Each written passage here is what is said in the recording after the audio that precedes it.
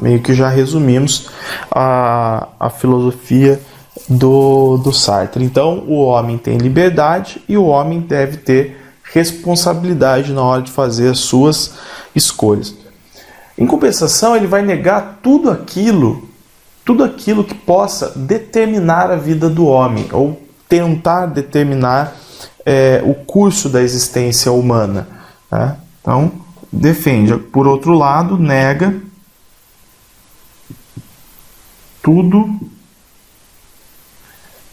que queira determinar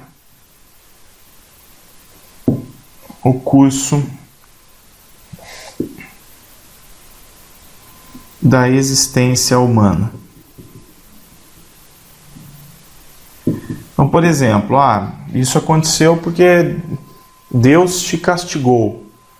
Então a escolha foi minha? Não, foi de Deus por ter me castigado. Ele nega isso. Então, nesse sentido, ele nega a figura de Deus como algo abstrato que tem a capacidade de determinar o destino do homem, a existência humana. Então, esse é um primeiro ponto. Como também os astros, essa coisa de signo, os astros, ideia de destino. Então, para muitos, o Sartre acaba sendo até um pessimista, Acaba sendo até um pessimista, porque, na verdade, é um pouco de preconceito por causa de uma frase do Sartre que ele fala: a vida que não vale a pena ser vivida, Então, qual é a vida que não vale a pena ser vivida? Nós temos que tomar escolhas, Nós temos liberdade para isso. Então é óbvio que diante desse processo eu vou escolher viver a vida que vale a pena ser vivida e não aquela que não vale a pena ser vivida. Então enxerga-se aí um certo pessimismo do Sartre com relação à existência humana, mas um pouco de forma preconceituosa, principalmente porque o Sartre é muito desvinculado de ideias religiosas, de pensamentos religiosos. Então ele vai explicar o que é o existencialismo a partir da diferença entre a essência e a existência. Então, explica o que é o existencialismo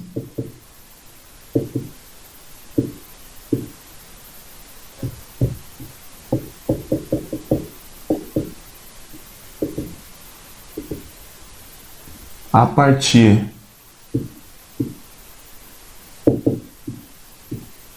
da diferença entre a essência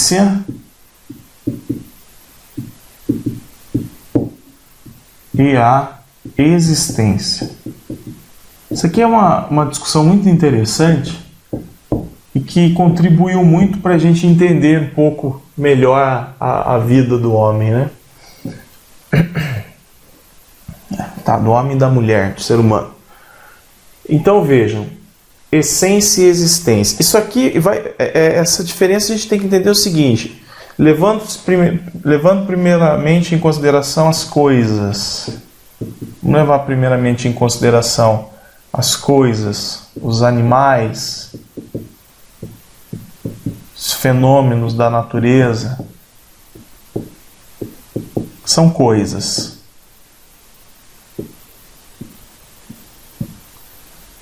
Para as coisas, para os animais, para os fenômenos da natureza, a essência precede a existência. A essência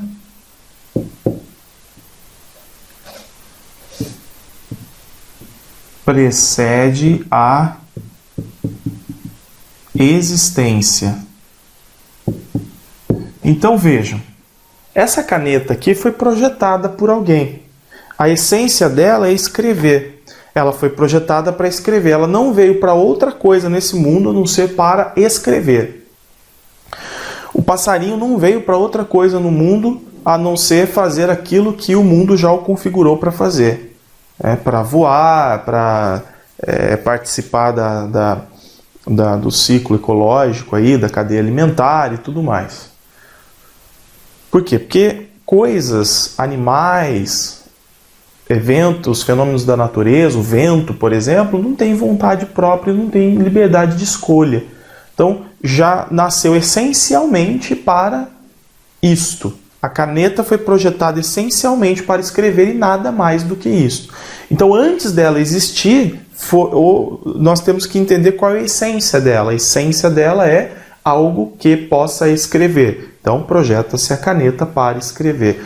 E os animais também, com os animais acontece isso também. O vento venta e mais nada. Por quê? Porque ele essencialmente venta e veio para a existência para ventar. Da forma que os animais vieram para fazer o que eles fazem instintivamente e não ter liberdades de escolha, ou ter o mínimo possível dentro das suas necessidades. Tá?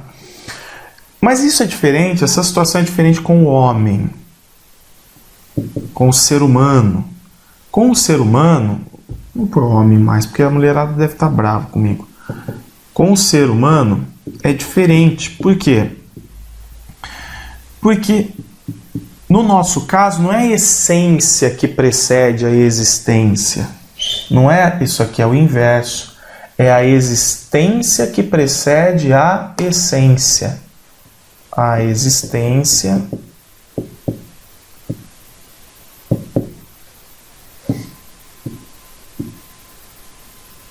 precede a essência. Primeiro nós existimos e depois nós tomamos escolhas pela liberdade que temos, nós escolhemos e aí construímos nossa essência. Nos construímos. Escolhemos os caminhos que nós queremos escolher.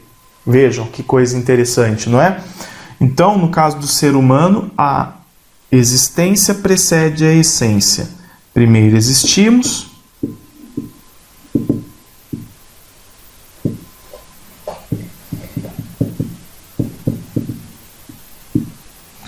construímos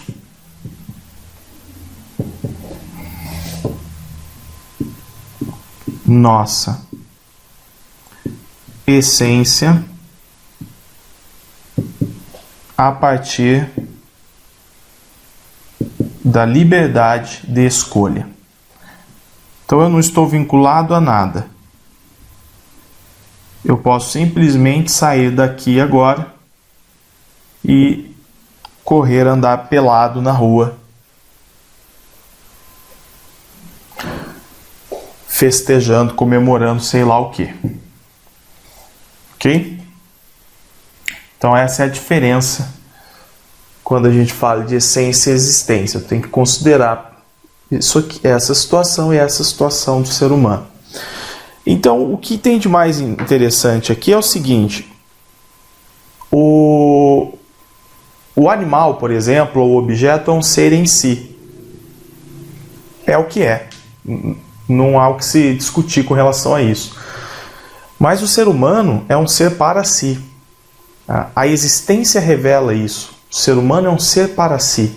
Por quê? Porque nós somos e nós queremos construir características humanizadoras dentro de nós. E para isso nós fazemos escolhas, nós tomamos decisões de forma livre que determinam a nossa essência. Tá bom?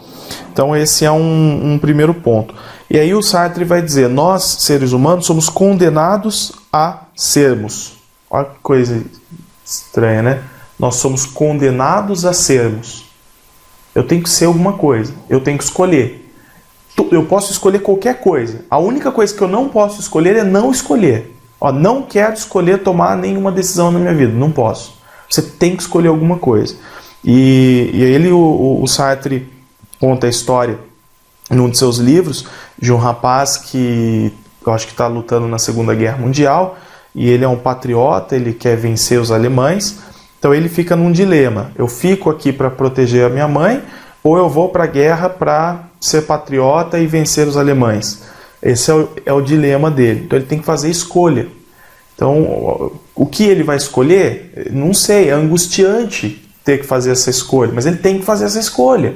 São muitos caminhos, e esses caminhos te deixam angustiado. E aí vem a ideia da angústia do Heidegger. Mas eu preciso fazer essa escolha. E uma vez que eu escolho, foi na verdade o quê? Eu usei da minha liberdade para escolher ficar para proteger a mãe ou servir o país na guerra, partindo de um espírito patriótico, né? Então, nós somos condenados a ter que escolher. Nós somos livres, mas ao mesmo tempo condenados a ter que escolher. E aí, basicamente, porque a discussão em torno da educação no Sartre, no Heidegger também, é tudo muito complexo, mas a gente precisa ter uma noção básica e muito certa. Qual é o papel da educação? É preparar o indivíduo para uma vida de liberdade de escolha. A escola tem que preparar o indivíduo para a autonomia, para ele saber escolher, para ele saber dar um caminho para a vida dele e não ficar se corroendo com aquela angústia de tantos caminhos, tantas opções, não é? Bem, mas ele tem que escolher sempre com responsabilidade, que vem aí o sentimento, por exemplo, da moral, da ética. Então a escola tem que preparar o indivíduo para isso, para fazer suas escolhas, livremente, porém sempre buscando fazer a melhor escolha com responsabilidade. Essa é a essência da educação na vida do indivíduo, com base aí nessa ideia do existencialismo, tá? Bom, uma outra corrente filosófica que a gente vai estudar aqui é o pragmatismo. Uma corrente que surge tem mais influência nos Estados Unidos, também no final do século XIX e começo do século XX. Pragmatismo.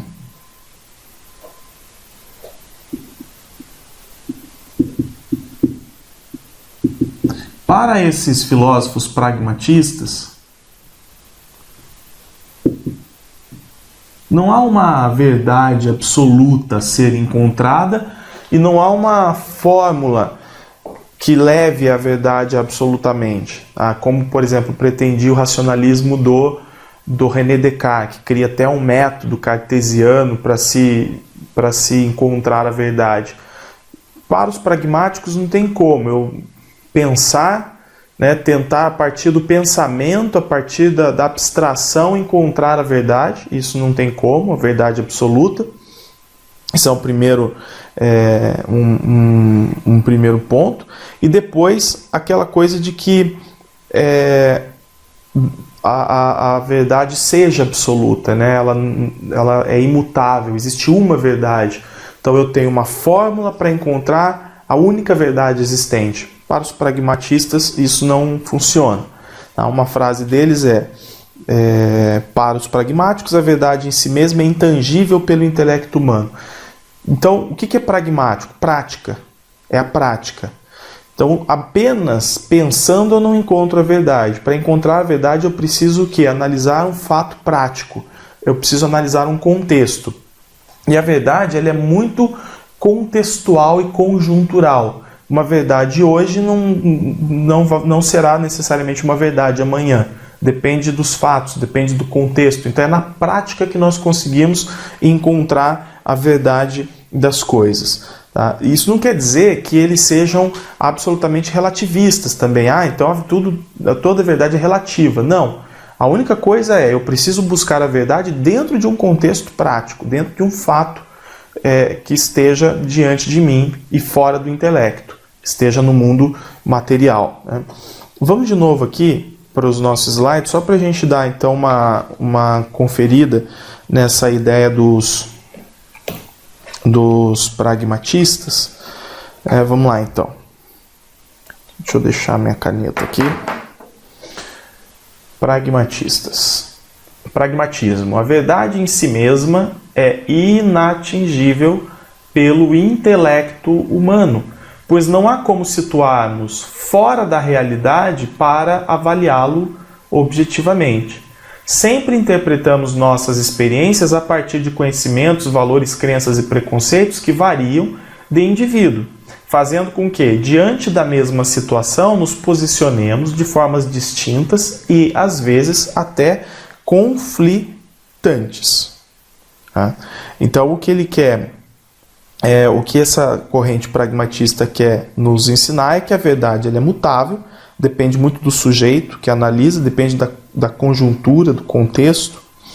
Tá? E aí a gente vai precisar considerar o quê? Que a verdade de hoje pode mudar em função de fatores práticos.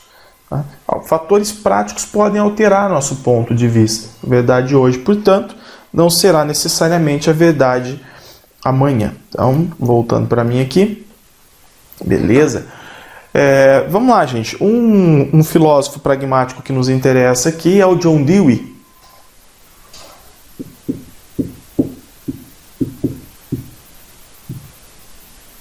John Dewey, que é o nome do escolanovismo, né?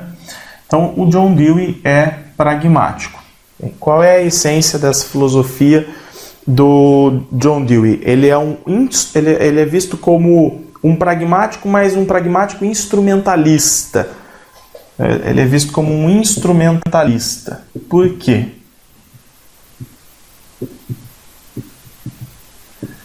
Porque ele defende a ideia de que o pensamento é um instrumento do homem para resolver problemas. Nós utilizamos o nosso pensamento, que tem base na linguagem, por exemplo, né? O pensamento humano a gente usa como instrumento, né? Nas palavras aqui do Dewey, o pensamento humano é um instrumento por meio do qual nos relacionamos com as coisas e com as pessoas ao nosso redor. E é também a partir do pensamento que nós conseguimos resolver problemas, identificar e resolver problemas. Então ele valoriza muito essa ideia do pensamento. E na relação com o meio, o homem pode estar diante de uma relação incongruente ou congruente. Dando prosseguimento a essa ideia do pensamento, então, relação com o meio, do homem com o meio. Pode ser incongruente. Vou colocar a primeira congruente. Pode ser congruente ou incongruente. O que é uma e o que é outra? Numa relação congruente com o meio, está tudo bem.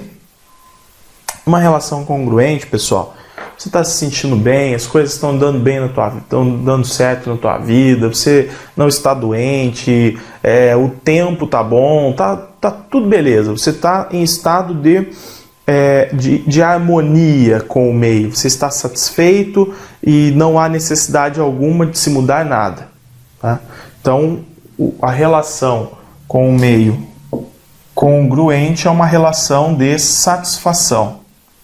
Não é necessário mudar nada. Já quando a relação é incongruente, então aqui há algum fator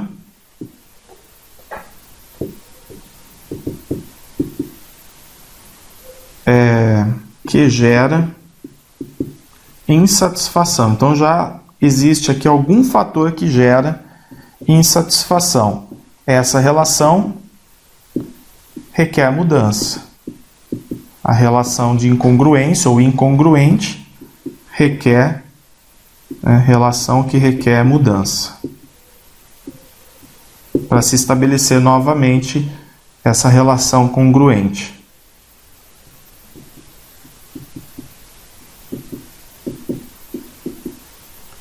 Que requer mudança. Tá. Dá um exemplo, Vinícius. Beleza. Você saiu 1h da tarde da sua casa. Estava tempo gostoso, calor. Você saiu de camiseta, com uma roupa normal, tá? E ficou na rua até às 7 da noite. Quando dá 7 horas da noite, por volta das 7 da noite, começa a esfriar. E você começa a sentir frio. Ou seja, algum fator está fazendo com que a sua relação com o meio seja de insatisfação. Você começa a ficar insatisfeito com o meio, iniciando-se uma relação incongruente. Para você se sentir bem novamente, o que você faz? Você pega uma blusa, coloca a blusa e se sente bem novamente. Então, qual é a mudança necessária? O fato de você ter que colocar blusa ou de entrar em algum lugar e não ficar exposto ao frio. Tá? Então é básico, é extremamente simples, mas isso vai acontecer em tudo na nossa vida. Nós sempre vamos buscar mudanças, nós sempre vamos buscar resolver problemas para estar diante de uma relação de congruência com o meio. E como que eu busco mudanças e soluções? A partir do pensamento, utilizando o pensamento como instrumento. Tá? Então é ele que vai nos orientar, nos instruir para a resolução de problemas. Bem, a educação é importante, então, porque o Dewey ele é um filósofo muito voltado para a discussão da educação, né? Principalmente do sistema educacional que ele vive na época. Então a educação é importante porque ensina o indivíduo a pensar.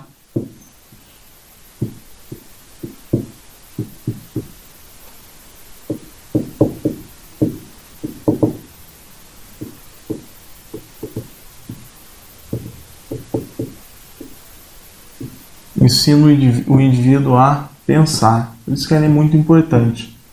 Só que quando ele olha para o sistema de ensino da época dele,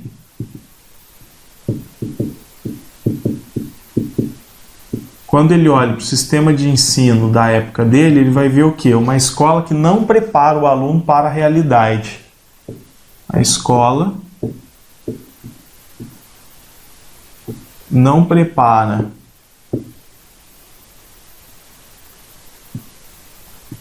o aluno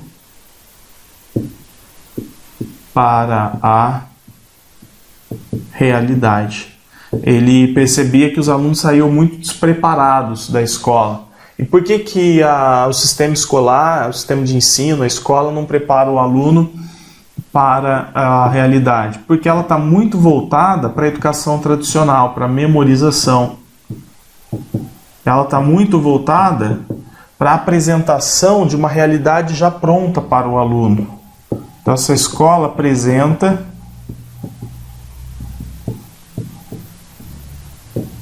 uma realidade pronta, fórmulas, conceitos, tudo pronto.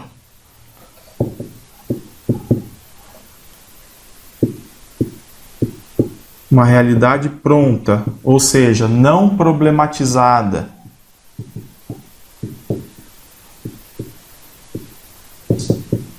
Vocês estão vendo que o azul está querendo se tornar preto aqui, né? O Homem-Aranha virando Venom, uma coisa meio assim, né? Porque eu, muito burro, coloquei a carga errada, carga preta na caneta azul, e agora ela está sofrendo esse processo de transformação, essa coisa doida. Daqui a pouco fica tudo preto, ela vai ficar venenosa.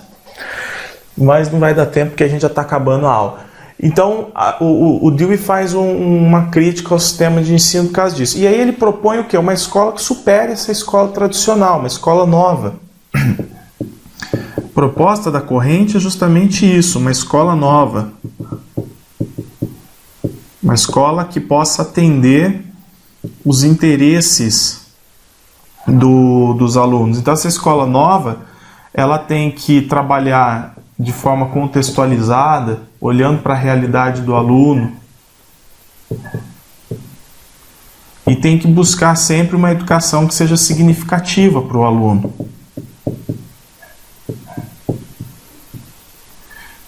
Então, buscar a contextualização, a educação, conteúdos contextualizados, que dizem respeito a uma realidade, né, e uma educação significativa. E a resposta para tudo isso estaria em sala de aula. Por que sala de aula? Porque é dentro de sala de aula que o professor oferece não conteúdos prontos para o aluno, ele oferece problemas a serem resolvidos e incentiva e estimula a pesquisa. Então é em sala de aula que se oferecem situações, problemas para os alunos resolverem. E incentiva a pesquisa.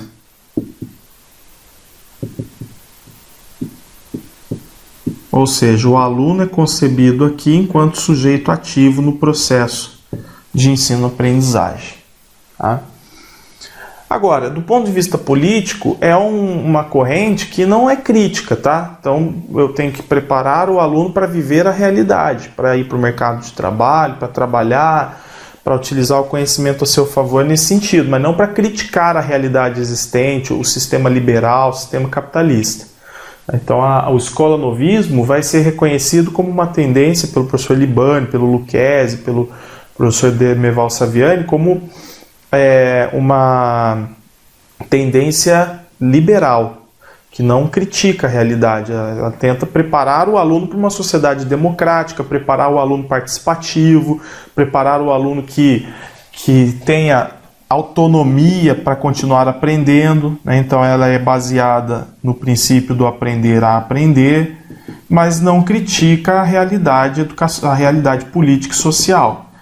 Então é a escola que tem que preparar o aluno para ele viver bem em sociedade, mas sem considerar fatores socioeconômicos que possam atrapalhar o caminho desse aluno. A pobreza, a discriminação, a desigualdade social, não se considera isso. Isso aí quem vai considerar são as escolas, as tendências críticas, que você vê aí nas aulas a seguir, em tendências pedagógicas, quando a gente fala das progressistas, da autogestionária, da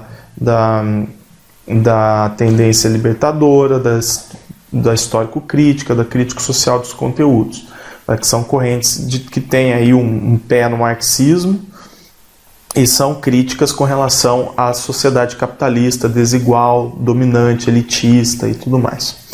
Então é bem simples, tá? O escolanovismo, essas ideias do John Dewey vai influenciar um grupo de educadores no Brasil, que em 1923 estavam no âmbito da ABE, da Associação Brasileira de Educação, e que depois constituíram o movimento dos pioneiros em 1932 e foram consultados, inclusive, por Getúlio Vargas para encontrar soluções para a educação no Brasil. Apesar de todas as críticas pelo fato do movimento dos pioneiros, do Anísio Teixeira, do Fernando Azevedo serem liberais, apesar dessas críticas, a gente não pode esquecer que eles defendiam uma educação democrática, uma sociedade democrática, e o Brasil estava se desvinculando ainda de uma sociedade oligárquica que teria prevalecido na Primeira República, tá? Então, na República Oligárquica. Então é importante reconhecer também esses pontos positivos. É isso, pessoal. Não tem muito segredo. Eu acho que essa aula de filosofia é um pouquinho mais árdua, mas eu vou colocar o material aí para você voltar a ler, fazer uma reflexão melhor desses conteúdos, memorizar o que tem que ser memorizado. Afinal, nós estamos estudando para concursos públicos.